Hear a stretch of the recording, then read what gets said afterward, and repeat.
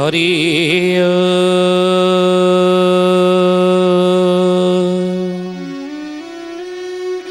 ओम भूर्भुवः स्वः तत्सवितुर्वरेण्यं भर्गो देवस्य धीमहि धियो यो नः प्रचोदयात्।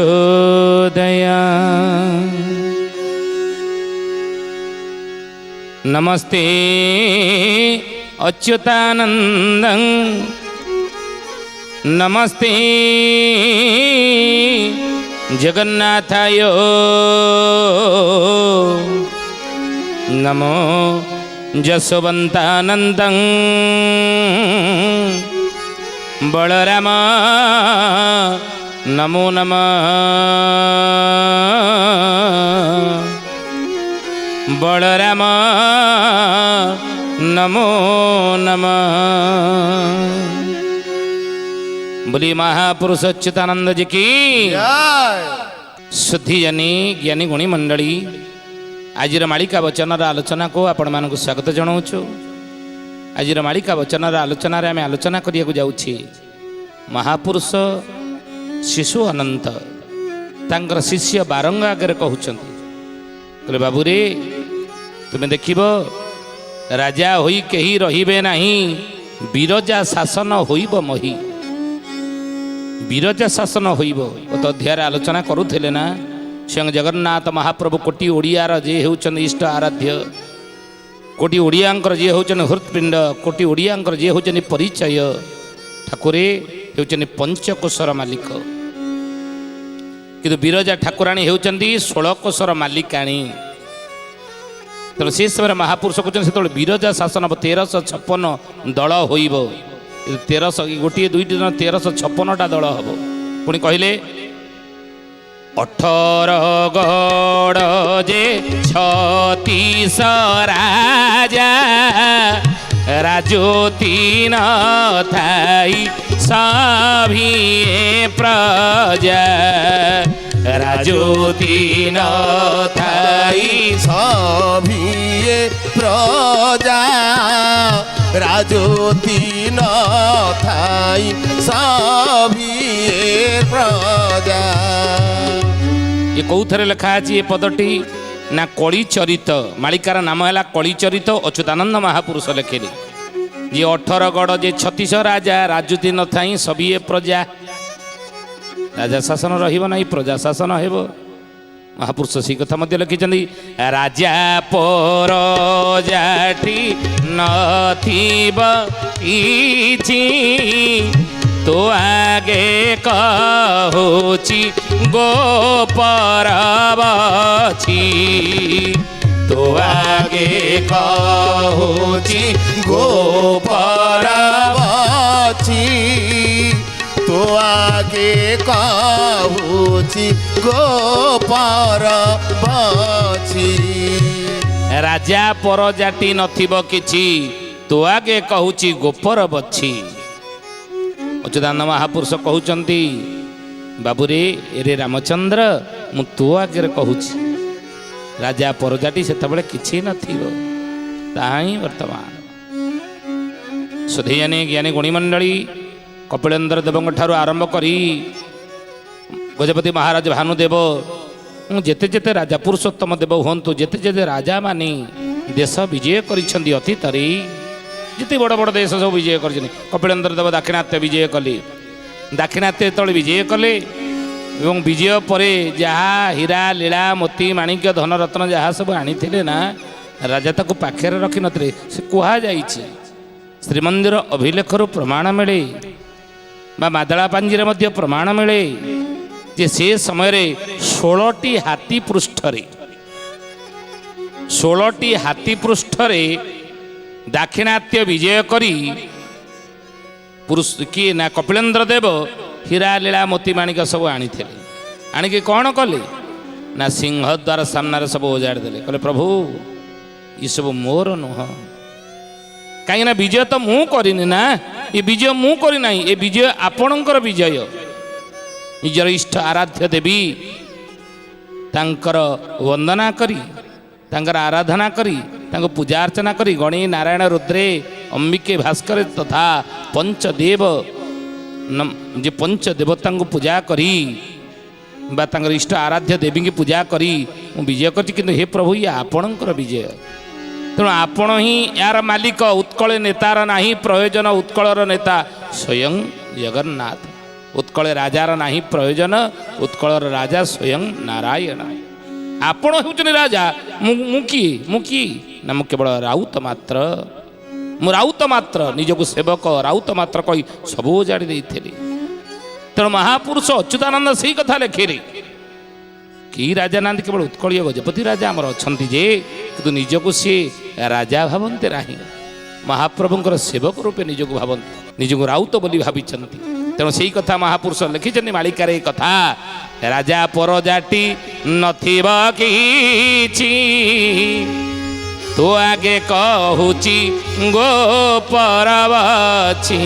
ଆଉ ସ୍ତ୍ରୀ ରାଜ୍ୟ କିଛି ଦିନ ହୋଇବା, ଖାଦ୍ୟ ଦ୍ରବ୍ୟ ମାନ ଦୁର୍ମୂଲ୍ୟ ହେବ।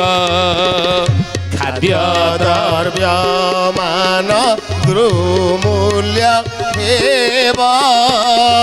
ଖାଦ୍ୟ ଦ୍ରବ୍ୟ ମାନ ଦୁର୍ମୂଲ୍ୟ ହେବ। ସ୍ତ୍ରୀ ରାଜ୍ୟ କିଛି ଦିନ ହୋଇବ, ଖାଦ୍ୟ ଦ୍ରବ୍ୟ ମାନ ଦୁର୍ମୂଲ୍ୟ ହେବ। ଅଚ୍ୟୁତାନନ୍ଦ ମହାପୁରୁଷ ମାଳିକାର ନାମ ହେଲା କଳି ଚରିତ, ଏଇଥିରେ ଲେଖିଲେ। ତାହା ହେଇଛି, ଘଟଣା ଘଟି ଖାଦ୍ୟ ଦ୍ରବ୍ୟ ଦୁର୍ମୂଲ୍ୟ, ଇଏ ଆଗକୁ ଆହୁରି ଦୁର୍ମୂଲ୍ୟ ହେବ। ଇଏ ତ କିଛି ନୁହେଁ, କହନ୍ତି ମାଳିକାକୁ ଗବେଷଣା କରି ମାଳିକା ଗବେଷକ ମାନେ ଇ ମତ ଦିଅନ୍ତି। ମୂଳ ପୋଥି, ତାଳପତ୍ର ପୋଥି ହୁଏତ ଅନେକ ଜାଗାରେ ଆଜି ଗୁପ୍ତ ଭାବରେ ରହିଛି। ଯେଉଁମାନେ ସବୁ ପାଇଛନ୍ତି ତାକୁ ହୁଏତ ତାକୁ ରଖିକରି ପୂଜା କରୁଛନ୍ତି, ଘରେ ପୂଜା କରୁଛନ୍ତି, ଗାଦି ସ୍ଥାପନା କରିଛନ୍ତି। କିନ୍ତୁ କେତେକ ମାଳିକା ପୋଥି 1,84,000 ଗ୍ରନ୍ଥ, ଗୋଟିଏ ଦୁଇଟି ତିନୋଟି ଚାରୋଟି ନୁହେଁ, ମହାପୁରୁଷ ନିଜେ ସ୍ୱଲେଖା ସେ ଲେଖିଛନ୍ତି। ଶ୍ରୀମୁଖ ବାଣୀ ମଧ୍ୟ କହିଛନ୍ତି 1,86 ଗ୍ରନ୍ଥ ମୁହିଁ କଲି, ପଦ୍ୟା ପଦୀ ପୁଣି 318 ମାଳିକା ଲେଖିଛି ରହି ନେମାଳ ବଟର। କହିଲେ ନେମାଳ ବଟରେ ମୁଁ ରହିକରି ମୋ ସାଧନା ପୀଠ କରି 1,86,000 ଗ୍ରନ୍ଥ ମୁହିଁ କଲି, ପଦ୍ୟ ପଦ୍ୟାବଳୀ 318 ମାଳିକା ଲେଖିଛି। ତେଣୁ ସେ ନିଜେ କହିଛନ୍ତି ଯଦି 1,84,000 ଗ୍ରନ୍ଥ, 86,000 ଗ୍ରନ୍ଥ, ଆମେ କ'ଣ କହିବା? ଇଏ ମହାପୁରୁଷଙ୍କର ବାଣୀ। ତେଣୁ ଇ ଗ୍ରନ୍ଥ ଆଜି କେତେକ ପ୍ରକାଶିତ, ଆଉ କେତେକ ମଧ୍ୟ ଅପ୍ରକାଶିତ। ଆପଣମାନେ ଭାବନ୍ତୁ ନାହିଁ ଯାହା ଆଲୋଚନା କରାଯାଉଛି ଇଏ ସବୁ ପ୍ରକାଶିତ ଗ୍ରନ୍ଥରୁ କରାଯାଉଛି ନା, କେତେକ ଅପ୍ରକାଶିତ ମଧ୍ୟ ଅଛି, ତାକୁ ମଧ୍ୟ ସଂଗ୍ରହ କରାଯାଉଛି। ହୁଏତ ସିଏ ଛପା ଯାଇ ନାହିଁ, ପ୍ରକାଶିତ ହୋଇନାହିଁ, କିନ୍ତୁ ତା ଦେହରୁ ମଧ୍ୟ ସଂଗ୍ରହ କରି ମାଳିକାର ଆଲୋଚନା ହେଉଛି ନାଇଁ ବୋଲି ମହାପୁରୁଷ ଅଚ୍ୟୁତାନନ୍ଦ ଜି କି। ତେଣୁ ଅପ୍ରକାଶିତ ଯେଉଁ କିଛି ଅଛି, ପ୍ରକାଶିତ ହେଇନାହିଁ, ସେ ମଧ୍ୟ କେତେକ ଭକ୍ତମାନଙ୍କ ପାଖରେ ରହିଛି। କେତେକ ସାଧୁସନ୍ଥମାନେ ତାକୁ ରଖିଛନ୍ତି, ତା ମାନେ ନୁହେଁ ଯେ ନାହିଁ, ହଁ ଅଛି, ରଖିଛନ୍ତି, ପୂଜା କରୁଛନ୍ତି। ଆଉ ବି କେତେକ ଯାହା ନଷ୍ଟ ହେଇଯାଇଥିବ, ବହୁତ ବର୍ଷ ତଳର ନା, 600 ବର୍ଷ ତଳର, ଆଉ ହୁଏତ ଉଇ ଫୁଇ ଲାଗିଯାଇଥିବ, ହୁଏତ ପୁରୁଣା ହେଇକି ସେ ଭାଙ୍ଗି ଯାଉଥିବ, ପଢ଼ିବା ଉପଯୋଗୀ ହେଉନଥିବ। ପରବର୍ତ୍ତୀ ସମୟରେ ଅନେକ ଗବେଷକ ମାନେ ଯେ କି ଅନେକ ଲେଖାକାର ମାନେ ସେ ପୁରୁଣା ପୋଥିରୁ ପୁଣି ଥରେ ଅନୁବାଦ କରିଛନ୍ତି, ଏଭଳି ମଧ୍ୟ ହେଇଛି। ତେଣୁ ପ୍ରକାଶିତ ଅପ୍ରକାଶିତ ଯାହା ରହିଛି ସେଥିରୁ ହିଁ ଯାହା ଗବେଷକ ମାନେ ତାକୁ ଅନୁସନ୍ଧାନ କରି, ତାକୁ ରିସର୍ଚ୍ଚ କରି, ତାକୁ ପଢ଼ି ଜାଣି ତାହା ବହି ଆକାରରେ ଛପେଇଛନ୍ତି। କିନ୍ତୁ ମହାପୁରୁଷ କହୁଛନ୍ତି, କହିଲେ ବାବୁରେ ସ୍ତ୍ରୀ ରାଜ୍ୟ ଇଏ ତ ଟେଲର, ଏ ଯେଉଁ ଦୁର୍ମୂଲ୍ୟ ହେବା ପଦାର୍ଥ ଗୁଡ଼ିକ, ଖାଦ୍ୟ ଦ୍ରବ୍ୟ ଗୁଡ଼ିକ, ଇଏ ଟେଲର। କିନ୍ତୁ ଫିଲ୍ମ ଏପର୍ଯ୍ୟନ୍ତ ପଡ଼ିନାହିଁ। ଭୟ ପାଇଁ ଆମେ କହୁନାଉ, ସତର୍କ ପାଇଁ କହୁଛୁ। ଇଏ ବାରମ୍ବାର କହୁଛୁ ସତର୍କ। ଯେମିତି ଆଜିର ସମାଜରେ, ଆଜିର ସାମାଜିକ ବ୍ୟବସ୍ଥାରେ, ଆଜିର ଦୁନିଆରେ ଯେମିତି ଗୋଟେ ବନ୍ୟା ଆସିବ, କ'ଣ ଆଗରୁ ପାଣିପାଗ ବିଭାଗ ମାନେ ଆମକୁ ସତର୍କ କରୁଛନ୍ତି ନା। ଆଉ ବର୍ଷା ହେଇ ଲଘୁଚାପ ଆସିବ, ସାଇକ୍ଲୋନ୍ ଆସିବ, ଆଉ 5 ଦିନ ପରେ ଆମକୁ ପାଣିପାଗ ବିଭାଗ ମାନେ ଆମକୁ ସଚେତନ କରୁଛନ୍ତି, ସତର୍କ କରୁଛନ୍ତି, ସୂଚନା ଦେଉଛନ୍ତି 5 ଦିନ ପରେ ସାଇକ୍ଲୋନ୍ ହେବ, 5 ଦିନ ହେବ, ତାପରକୁ ଆଉ ଗୋଟେ ସାଇକ୍ଲୋନ୍ ଅଛି, ହୁସିଆରେ ହେଇଥିବ, ଯାହା କେଉଁଠି ଧାନ ଫାନ ରଖିଛ କି କେଉଁଠି କ'ଣ ରଖିଛ ତାକୁ ସଂଗ୍ରହ କରି ଆଣିକି ଘରେ ରଖ, ସମୁଦ୍ର ଭିତରକୁ ମାଛ ଧରୁଆଳି ମାନେ ତୁମେ ଯାଆ ନାହିଁ, ତା ପୂର୍ବରୁ ତୁମେ ପଡ଼ି ଆସ, ଏଇଭଳି ସତର୍କ ସୂଚନା ଦିଆଯାଉଛି ନା କାହିଁକି? ଇଏ ସତର୍କ କରିବା ପାଇଁ, ସଚେତନ କରିବା ପାଇଁ। ସେଇଭଳି ଅଚ୍ୟୁତାନନ୍ଦ ମହାପୁରୁଷ କହୁଛନ୍ତି ରାମଚନ୍ଦ୍ରରେ ଆମେ ପଞ୍ଚସଖା ମାନେ ଭୟ ପାଇଁ ଆମେ କହୁନାହୁଁ, ଭୟ ଦେଖିବା ପାଇଁ କହୁନାହୁଁ। ଆଜି ଯଦି କିଏ ବି ମାଳିକା ବଚନ ଶୁଣି କିଏ ଯଦି ଭୟ କରୁଥିବ, ନାଇଁ ଏ ଭୟ ଦେଖାଉଛନ୍ତି, ଡରଉଛନ୍ତି, ଏମିତି ସବୁ ହେଇଯିବ ନା, ଉଦ୍ଦେଶ୍ୟ ପଞ୍ଚସଖାଙ୍କର ସେଇଆ ନୁହେଁ। ଆଉ ଯେଉଁ ମାଳିକାକାର ମାନେ, ଯେଉଁ ଗବେଷକ ମାନେ, ଯେଉଁ ପ୍ରବଚକ ମାନେ ଏ କଥା ଗୁଡ଼ିକ ମାଳିକାକୁ ନେଇକି ଆଜି ବି ଆଲୋଚନା କରୁଛନ୍ତି, ତାଙ୍କର ଉଦ୍ଦେଶ୍ୟ ମଧ୍ୟ ଭୟ ଦେଖାଇବା ପାଇଁ ନୁହେଁ, ଲୋକମାନଙ୍କୁ ଭୟ କରିବା ପାଇଁ ନୁହେଁ, କେବଳ ମାଳିକା ସଚେତନ ପାଇଁ କୁହାଯାଉଛି। ବାରମ୍ବାର ଆମେ କହୁଛୁ ସତର୍କ ସତର୍କ ସତର୍କ, ଘଣ୍ଟି ସତର୍କ ସୂଚନା, ଠିକ୍ ସଚେତନ ହେଇଯାଇ ବେଳ ସାବଧାନ ହେଇଯା। ସେଇଥିପାଇଁ ସେ କହିଲେ ଇଏ ତ ଟେଲର, ଆଗକୁ ଫିଲ୍ମ ବାକି ଅଛି, ଖାଦ୍ୟ ଦ୍ରବ୍ୟ ମାନ ଦୁର୍ମୂଲ୍ୟ ହେବ। ମତ ଗରବ ଥାନେ ଭୋଳା ହୋ ଇବେ, ଦୁଃଖୀ ଦେଖିଲେ ଥଟ୍ଟା କରୁଥିବେ, ଦୁଃଖୀ ଦେଖିଲେ ଥଟ୍ଟା କରୁଥିବେ, ଦୁଃଖୀ ଦେଖିଲେ ଥଟ୍ଟା କରୁଥିବେ। ମତ ଗର୍ବ ଥାନେ ଭୋଳ ହୋଇବେ। ମତ ଗର୍ବରେ ଆଜି ସଂସାର ସବୁ ଭୋଳ, ମତ ଗର୍ବରେ ଏତେ ବଡ଼ ହେଇ ଦୁର୍ଦିନ ଆସି ପହଞ୍ଚିଲା, ମହାମାରୀ ପହଞ୍ଚିଲା, ତଥାପି କ'ଣ ମଣିଷ ପରିବର୍ତ୍ତନ ହେଇଯାଇଛି? ନା। ସଚେତନ ହେଇଛେ ଆମେ? ନା, ସଚେତନ ଆମେ ହେଇନି, ପରିବର୍ତ୍ତନ ଆମେ ହେଇନି, ପରିବର୍ତ୍ତନ ହେବାକୁ ମଧ୍ୟ ଆମେ ଚାହିଁ ନାହାନ୍ତି ଏପର୍ଯ୍ୟନ୍ତ। ମହାପୁରୁଷ କହୁଛନ୍ତି ମତ ଗର୍ବରେ, କାହିଁକି ମତ ଗର୍ବ? କ'ଣ ଅସୁବିଧା ମୋର ଅଛି କି? ପଇସା କ'ଣ ପାଖରେ ନାହିଁ? ନା ମୋର ଘର ନାହିଁ, 3 ତାଲା ବିଲ୍ଡିଂ ଅଛି, ଅସୁବିଧା କ'ଣ ଅଛି? ପଇସା ରଖିଦେଇଛି, ଘରେ ରହୁଛି, କିଛି ବଢ଼ିଯାଉ, 100 ଟଙ୍କା ଯଦି ତେଲ ହେଇଗଲା ଲିଟର କି 150 ଟଙ୍କା ହେଇଗଲା, ଆଉ 500 ଟଙ୍କା ହେଇଗଲେ କ'ଣ କିଣିକି ଆଣିପାରିବିନି? ପେଟ୍ରୋଲ ରେଟ୍ ଯେତେ ହଉ, ତେଣୁ ତଥାପି କ'ଣ ଗାଡ଼ି ବନ୍ଦ ହେଇଯାଇଛି? ନା, 100 ଟପିଲେ ମଧ୍ୟ ଗାଡ଼ି ଠିକ୍ ଚାଲିଛି, ମୋଟରସାଇକେଲ ଚାଲିଛି, କାର ଚାଲିଛି, ଡିଜେଲ ରେଟ୍ ଯେତେ ବଢ଼ୁ ସବୁ ଚାଲିଛି। ତେଣୁ ମହାପୁରୁଷ କହିଲେ ମତ ଗର୍ବ ଥାନେ ଭୋଳ ହୋଇବେ, ଦୁଃଖୀ ଦେଖିଲେ ଥଟ୍ଟା କରୁଥିବେ, ଆଉ ଧନ ରତନ ମାନ ବିଦେଶ ଯିବା, ଓଡ଼ିଶା ଦରିଦ୍ର ପ୍ରାୟ ହୋଇବ, ଓଡ଼ିଶା ଦରିଦ୍ର ପ୍ରାୟ ହୋଇବ, ଓଡ଼ିଶା ଦରିଦ୍ର ପ୍ରାୟ ହୋଇବ। ଧନ ଦ୍ରବ୍ୟମାନ ବିଦେଶ ଯିବ। ଧ୍ୟାନ ଦେବେ କଥା ଉପରେ ଆମେ ସଂକେତରେ କହୁଛୁ। ଓଡ଼ିଶା ରାଜ୍ୟରୁ ମହାପୁରୁଷଙ୍କ ଧନ ଦ୍ରବ୍ୟମାନ ବିଦେଶ ଯିବ, ଓଡ଼ିଶା ଦରିଦ୍ର ପ୍ରାୟ ହୋଇବ।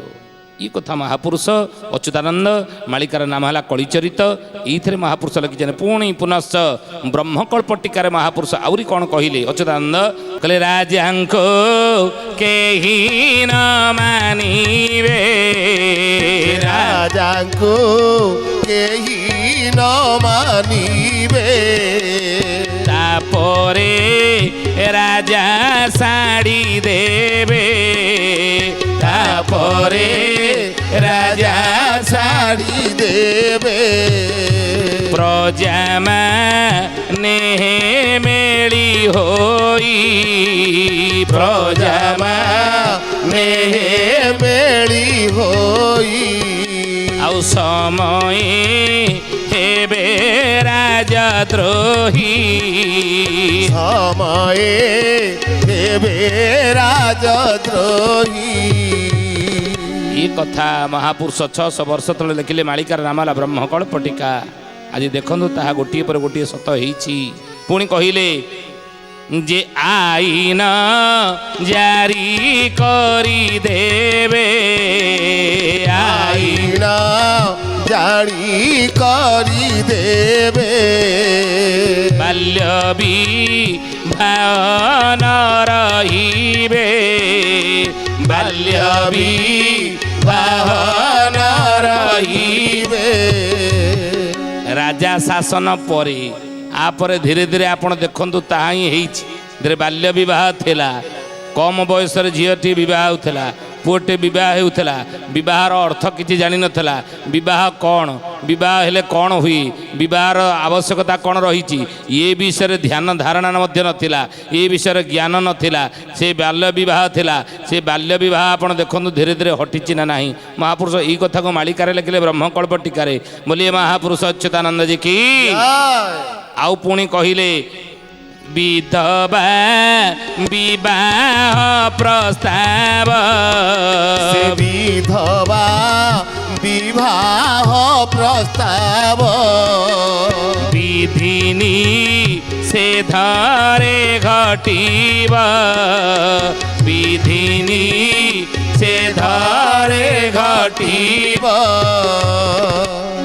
सुधीयने ज्ञानी गुणी मंडली महापुरुष अच्युतानंदर ये जो उगति आज देखो धीरे धीरे ताही आउरी आगु जदि कही 3 वर्षर कन्या रजवती हेब ताहा मिछ कौन समय आसीब प्रभाव समय आसीब जाकि पाणीपागर परिवर्तन जलवायुर परिवर्तन एवं खाद्यपेयर अनियमितता खाद्यपेय जो रही विषाक्त जिनिस विष आम जहाँ खाऊे विष तेणु खाद्यपेय जो हो बा परिवेश जो हो बा जलवायु जो हो ताहा द्वारा हुए तो प्रभाव पड़ पारे आ प्रभाव पड़ा फल 3 वर्षर कन्या जे ऋतुमती हेब ये कथा को केबेले अविश्वास आम करवा उचित नुह ये कथा को विश्वास करवा कारण महापुरुष ये कथा को लिखिं तेणु से महापुरुष मालिकार नाम है कलिकल्प गीता 3य अध्याय 16 पृष्ठा अरे महापुरुष पुनश्च कहले कलिकल्प गीतार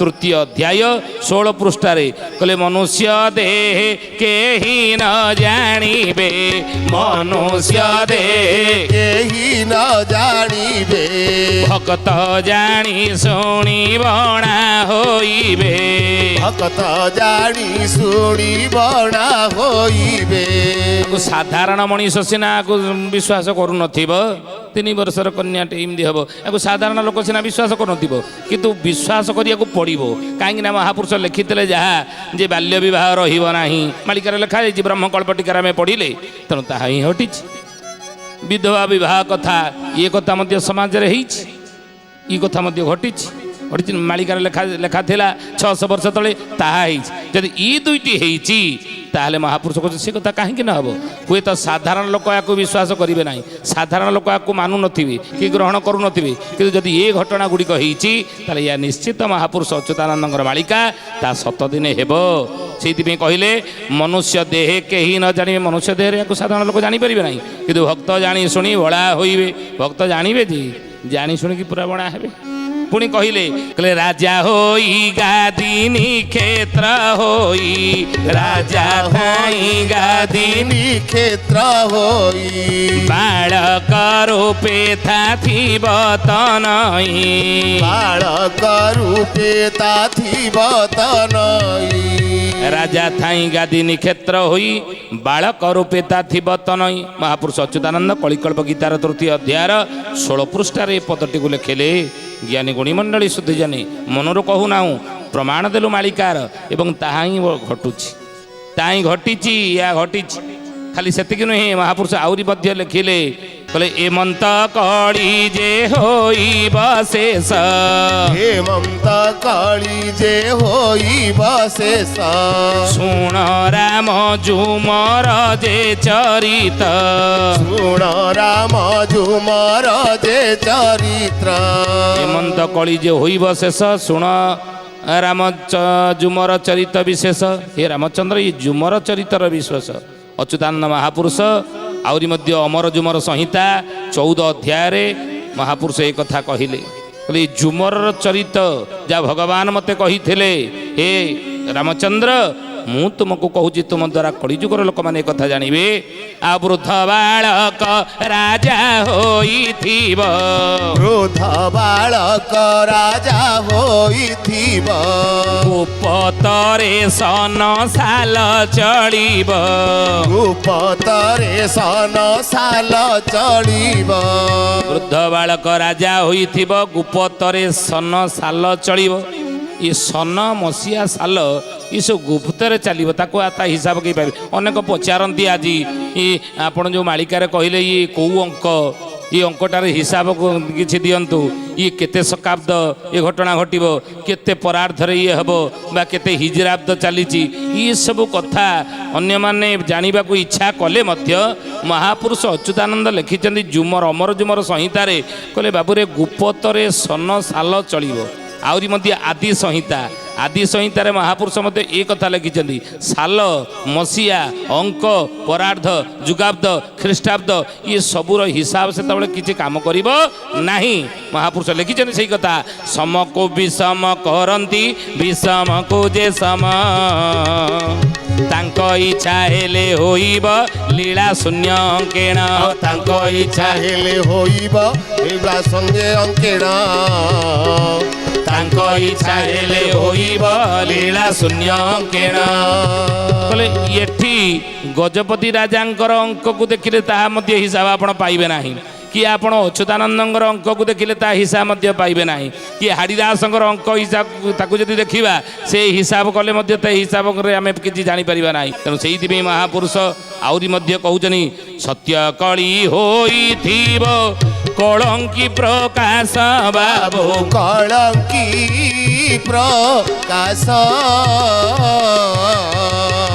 सुपाहु कढ़ी रे जन्म धरिबे अवश्य जन्म करिबे अवश्य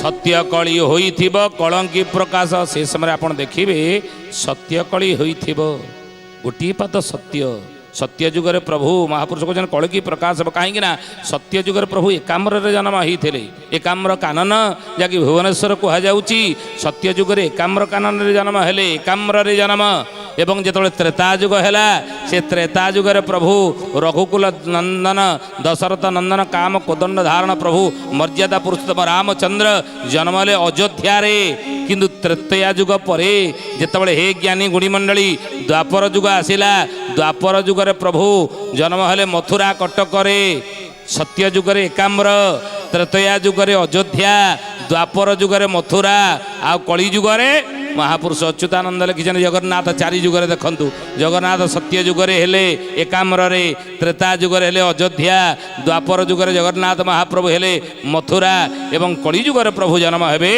महापुरुष लिखिं एक कथा सत्य कली होइथिब कलंकी प्रकाश हेबे कौटी महापुरुष संबल ग्राम मुखस्य ब्राह्मणस्य महात्मन भवन विष्णु जशस्य कलकी प्रादु भविष्यति तेणु हे ज्ञानी गुणीमंडली शुद्धि जानी आज तो समय होइछि तो आसतु आज बाणी की विराम देवा श्री प्रभुंकर नाम नहीं बोला हरि बोला हरि बोला बोला हरि हरि बोला हरि बोला हरि बोला बोला हरि हरि जय जगन्नाथ आदिकंद मदन मुरारी जय जगन्नाथ आदिकंद मदन मुरारी बोला हरि बोला हरि बोला बोला हरि हरि बोला हरि बोला हरि बोला बोला हरि हरि शुद्धि जानी आज विदाय दियंतु पुणी आसंता अध्याय भेट हेबा रहुचु हरि ओम शांति ही शांति ही शांति ही सर्वारिष्ट सुशांति भवतु।